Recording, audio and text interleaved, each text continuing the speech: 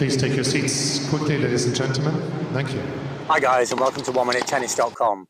In today's session, I want to talk to you about the slice backhand, and I want to show you how you can energize and strengthen your slice backhand. We're going to explain the biggest problem that recreational players face in keeping power in their slice backhand, and then two great drills that will make sure that your slice backhand is more aggressive, more consistent, and more powerful than ever. Now, the slice backhands of highly advanced players or professional players tend to be a powerful, accurate, laser beam-like slice that bites and skids through the court. But even for advanced recreational players, and for the vast majority of recreational players, their slices are slow, floating, defensive strokes. If your slice is slow, floating, and defensive, then the most likely reason by far is what's called ulnar drift or ulnar deviation. Let me explain what it is and how you can correct it. As the high-level player or professional player makes the slice, then the ending of the stroke will be something like this. I'll show it from a number of different angles, like so, or from here, like so. And if you look, I have a constant 90-degree angle between my arm and the racket. But ulnar deviation or ulnar drift is where the hand moves to the ulnar bone here, or to the little finger.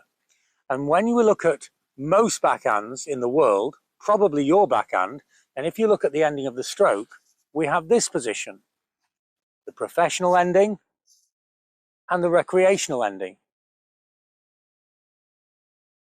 Now, when I make this motion, this is a weak motion. You see, I can add strength moving the wrist that way or this way, but when I move it that way, it's a very weak motion. There's no major muscles guiding that movement. And so when I allow the racket to drift into ulnar deviation, I have no control and the ball just floats up in the air. So we need to avoid that movement entirely, not a little bit. There is none. When you look at Federer making the slice backhand, there is zero ulnar deviation. The racket stays constant. So I'm going to show you now two great ways of avoiding ulnar deviation and feeling the change to make your backhand into a real weapon. The first one is to choke up on the grip. And now, instead of just seeing one angle here, we see two angles, one here and one here.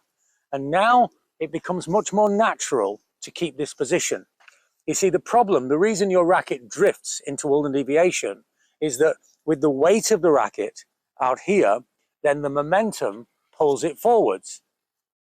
But if you balance the racket better, then now you lose that momentum and you have a correct slice backhand movement. It becomes almost natural to make the correct stroke.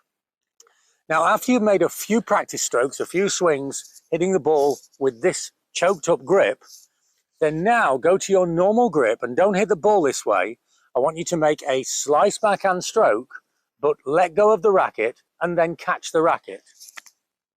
And see how if I have zero ulnar deviation, the racket will just hover and then stay. It hovers and then stays. Again, hovers and then stays. If I add ulnar deviation, we're going to get a very different result. Without ulnar deviation, we have a controlled movement that we can actually attack the ball with.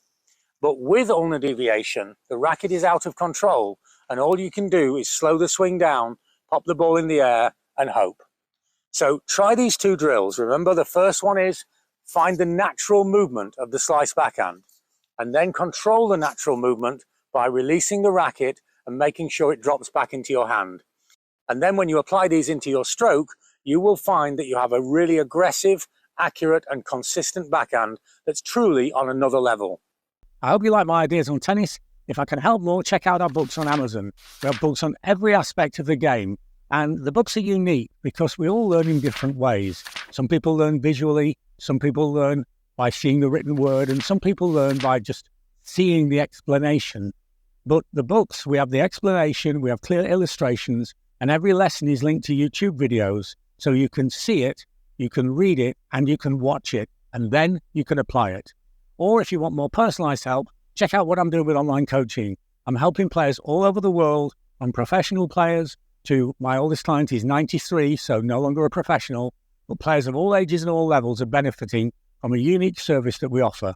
For more information on this, check out the website or email me. So remember, if you want to take your slice backhand to its real potential, you must remove this weak, defensive, ulnar deviation position. You must take this out of your game forever and go to the correct movement, and the powerful slice backhand drive. Thanks for watching. See you next time for more unique tennis lessons that really work.